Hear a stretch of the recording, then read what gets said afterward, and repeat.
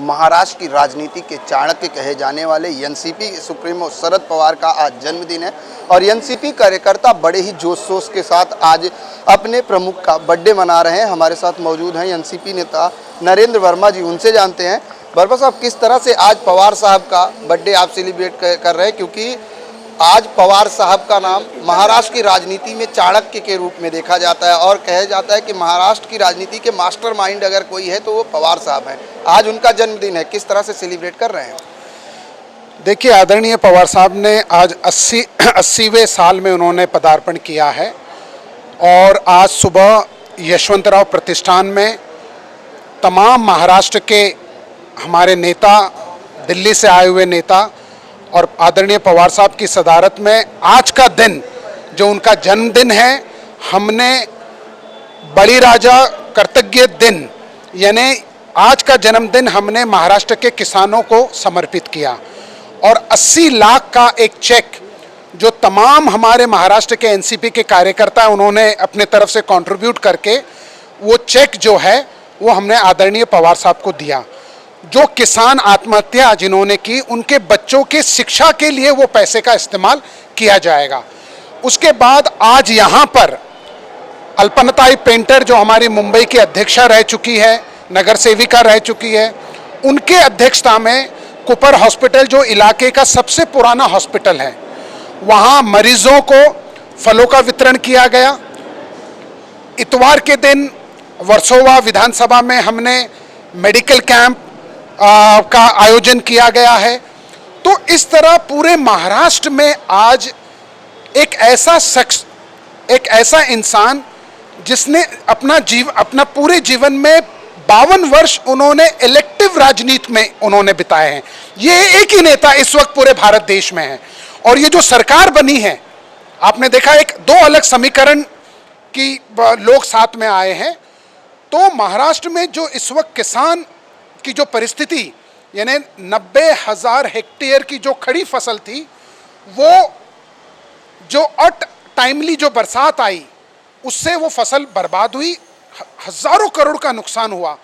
और ऐसे में आदरणीय पवार साहब की और पूरा किसान वर्ग जो है महाराष्ट्र का वो देख रहा था और एनसीपी ने, राष्ट्रवादी कांग्रेस पार्टी ने आज का दिन किसानों को समर्पित किया और 90 लाख का एक चेक, 90 लाख का चेक दिया, उसमें 80 लाख का चेक दिया, उसमें आदरणीय प्रफुल्ल पटेल ने और 80 लाख जोड़े, उन्होंने एक और चेक दिया और बाकी जितने हमारे बड़े नेता हैं उन्होंने उसमें 1 करोड़ और ऐड किया। यानी आज की तारीख में यशवंतराव प्रतिष्ठान में 160 और यानी 2 करोड़ 60 लाख रुपए किसानों के कोष में आज एनसीपी के कार्यकर्ता और नेताओं ने इस जन्मदिन के, आदरणीय साहब के जन्मदिन के उपलक्ष्य पे दिया।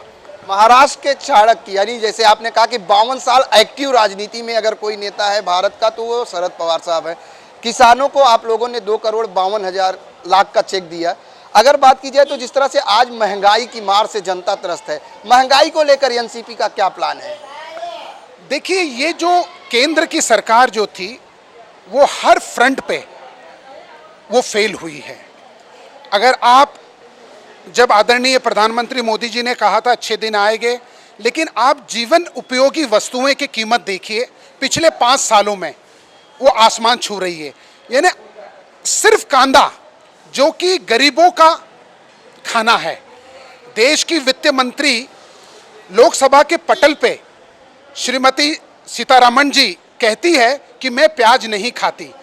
मैंने उनको कहा कि आप, देश कह रहा है उनको कि आप प्याज नहीं खाते, लेकिन इस देश के लाखों ऐसे गरीब हैं जो गरीबी रेखा के नीचे रहते हैं, जो अपना लंच और डिनर चटनी और प्याज के साथ खाते हैं। यानी तो आज 200 रुपये किलो, 150 रुपये किलो प्याज बिक रहा है। यानी आज हमारे देश में जो बफर जोन रहता है, जो स्टॉक में रहता है, रबी की जो फसल रहती है प्याज की, वो 45,000 मैट्रिक टन थी।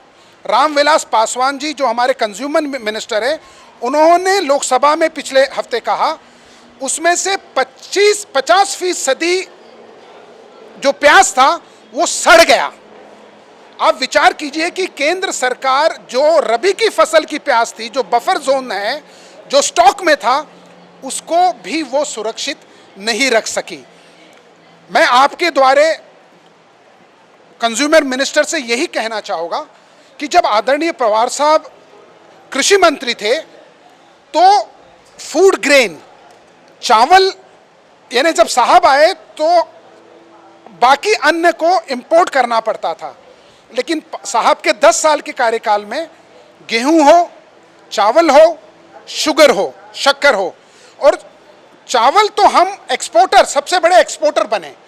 जब आपका किसान इतना अनाज पैदा कर रहा है तो उसके लिए, उसकी सुरक्षा के लिए वेयर हाउस बनने चाहिए, कोल्ड स्टोरेज बनने चाहिए, साइलोज बनने चाहिए, ताकि हमारा किसान, अगर रबी की फसल इतनी उगी है और खरीफ की फसल अनटाइमली रेन, अनटाइमली जो ओले पड़ते हैं, सूखा पड़ता है, उसमें जब फसल नहीं मिलती तो हमारा जो बफर जोन है उसको सुरक्षा देने का काम है केंद्र सरकार का, लेकिन उसमें केंद्र सरकार विफल हुई है। हमारी अर्थव्यवस्था चरमरा गई है। जीडीपी आप 4% 5 पे है, अभी तीसरी तिमाही देखिए और नीचे आएगा। यानी ये सरकार हर फ्रंट पे फेल हुई है। उनसे कोई भी अगर आप सवाल पूछो तो उनका जवाब है अनुच्छेद 370, हमने स्वागत है, उसका स्वागत है। अब आपने अनुच्छेद 370 के बाद अब तो सिटीजन बिल भी पास हो गया। मैं कहता हूं सिटीजन नागरिकता, ये जो विधेयक आया है, सिटीजनशिप बिल, अमेंडमेंट बिल जो आया है, ये हमारा जो संविधान का प्रिएम्बल है उसके खिलाफ है। इस देश का कोई भी पॉलिटिकल पार्टी का, अमित शाह जी ने कहा ये हमारे एजेंडे में था, लेकिन हमारा एजेंडा, किसी भी पार्टी का एजेंडा देश के संविधान के खिलाफ नहीं हो सकता। यानी आप बाकी सब धर्म को बुला सकते हो, लेकिन हमारे मुसलमान भाइयों को नहीं बुला सकते। उनका कहना है कि वो इस्लामिक कंट्री है, अफगानिस्तान, पाकिस्तान और बांग्लादेश, वो मुसलमानों पे अत्याचार नहीं करेंगे। अमित शाह जी, मैं आपको कहना चाहता हूं कि आज पाकिस्तान में बलूचों के ऊपर कितना अत्याचार पाकिस्तानी सरकार कर रही है, हमीदियों पे कितना अत्याचार पाकिस्तानी सरकार कर रही है, हमारा पाक ऑक्यूपाइज कश्मीर है उसमें जो मुसलमान है उस पर कितना अत्याचार कर रही है। तो आपका ये जो तर्क है कि हिंदू आ सकता है, क्रिश्चियन आ सकता है, सिख आ सकता है, बौद्ध आ सकता है, पारसी आ सकता है, तो मुसलमान क्यों नहीं आ सकता? क्यों मुसलमानों पे वहाँ अत्याचार नहीं हो रहे? तो और आज नॉर्थ ईस्ट, उत्तर पूर्वी राज्यों के जो पूरे 8 राज्य हैं, वहाँ पे इनर लाइन परमिट है।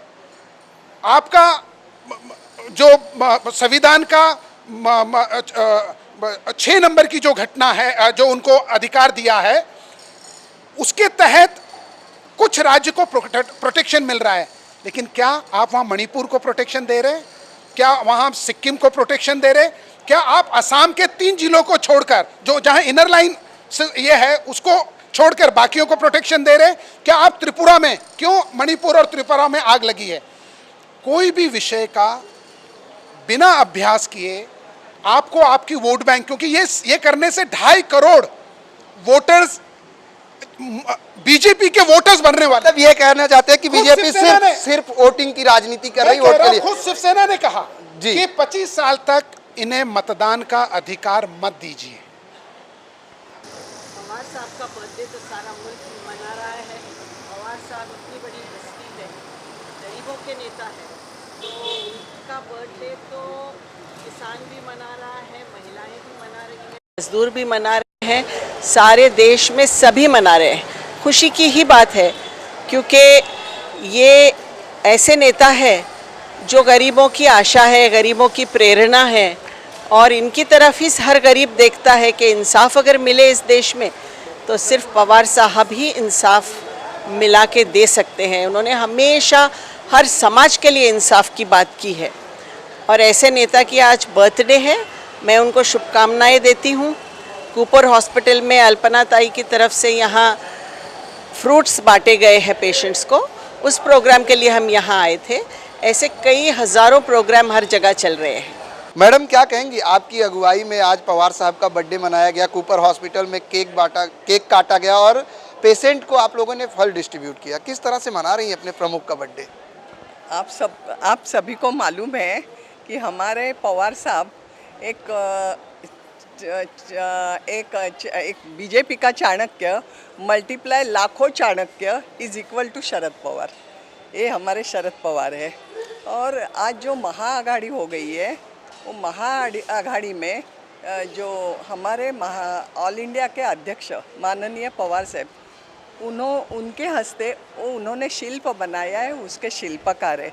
ऐसे जो हिंदुस्तान में इंडिया में जो एक नंबर का जो नेतृत्व है वो माननीय शरद पवार, और उसके हम सारे काम कर रहे हैं, उनके हम लोग फॉलोअर्स हैं ऐसे नेता के। इसलिए हमें बहुत अभिमान है और हम चाहते हैं कि ऐसे नेता का आज बर्थडे है, 80th बर्थडे है, और यहाँ पे महाराष्ट्र में ही नहीं तो सारे हिंदुस्तान में जल्लोष करके ये बर्थडे मना रहा है। आप देखते होंगे, मुंबई में देखते हैं, महाराष्ट्र में देख रहे हैं किस तरीके से जल्लोष हो रहा है। तो ऐसा जो हमारा नेता है, तो हम चाहते हैं कि खाली जिन्होंने जब ये कृषि मंत्री थे उस समय उन्होंने एक हरित क्रांति की, और आज हरित क्रांति की ज़रूरत है। फिर से कहीं ना कहीं शरद पवार जी ने हरित क्रांति की शुरुआत महाराष्ट्र में की है, ऐसा लगता है? हाँ, तो फिर से हरित क्रांति की शुरुआत महाराष्ट्र में हुई है, लेकिन हम लोग चाहते हैं, सारी जनता चाहती है कि ऐसा जो नेता है, जो हरित क्रांति करने वाला जो नेता है, उसने भारत में आप सभी के आशीर्वाद से और हम अपने सभी से शुभेच्छा से उन्होंने जो इंडिया में जो कोई राज करते हैं, आपने देखा होगा सारी पार्टियां उनके पास गाइडलाइंस लेने आती हैं। सर, किस तरह से मना रहे हैं बर्थडे पवार साहब का, क्योंकि आज कहा जाए तो महाराष्ट्र की राजनीति के चाणक्य का बर्थडे है और हर तरफ एनसीपी कार्यकर्ताओं में जोश है। माननीय शरद पवार जी किसी एक तबके के लीडर नहीं हैं, सभी फ़र्कों को साथ में लेकर चलने वाले लीडर हैं। उन्होंने ये एहसास करा दिया बीजेपी को और बीजेपी के लीडरों को कि महाराष्ट्र के अंदर एक ही लीडर है जिसका नाम शरद पवार है।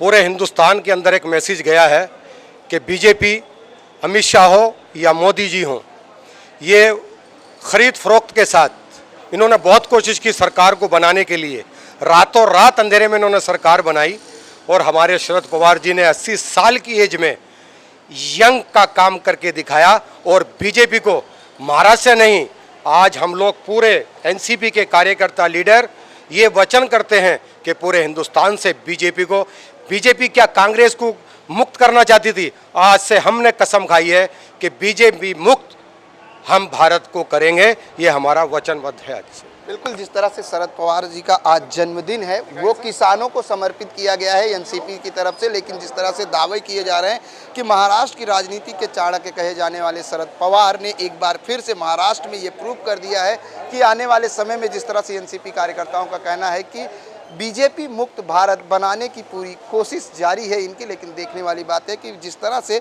जन्मदिन का मौका है और कूपर हॉस्पिटल में लोगों ने फल डिस्ट्रीब्यूट करके, केक काट कर अपने नेता का जन्मदिन सेलिब्रेट किया। कैमरामैन FS पटेल के साथ प्रदीप शर्मा, IN24 न्यूज़, मुंबई।